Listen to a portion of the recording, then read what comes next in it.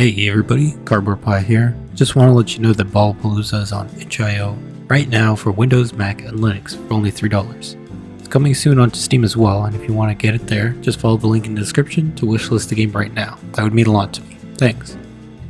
So previously, my old options menu for Ballapalooza looked something like this.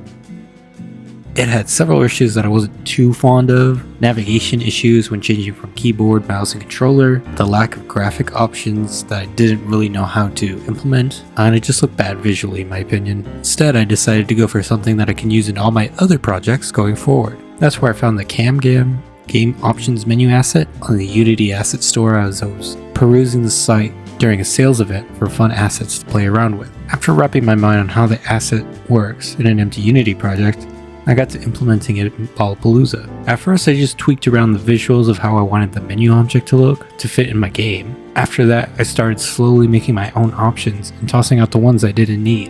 One of the cool things that it has is that all the option items have navigation built into it. For the game tab of the options I added 3 things. A toggle option for showing if the player has a perfect run for when they're doing the speedrun mode. 2. Resetting all the save data for the game to a fresh restart. And 3.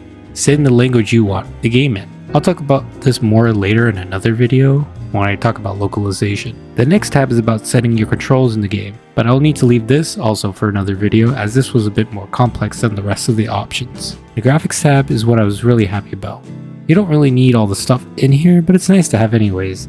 You can adjust the resolution of the game, whether you want it full screen or not, what monitor you have it on if you have multiple monitors, and the various graphic settings such as texture quality, shadow quality, even some post-processing options you can toggle on and off. Lastly, the audio tab is pretty simple for my game. It's just a toggle for sound in general and 3 sliders for master audio, music, and sound effects. If you plan on making your own options menu using this asset, something you're going to have to be looking at a lot is the settings asset for your options menu prefab. This is how certain option values are saved and used. Alongside this are some scriptable objects that you will need to make in order to have some custom options. If you ever get lost, I suggest looking at the documentation for this asset as well as the example scenes and the resources in the CamGam folder in your project. That's it for this video. Hopefully you guys enjoyed. See ya!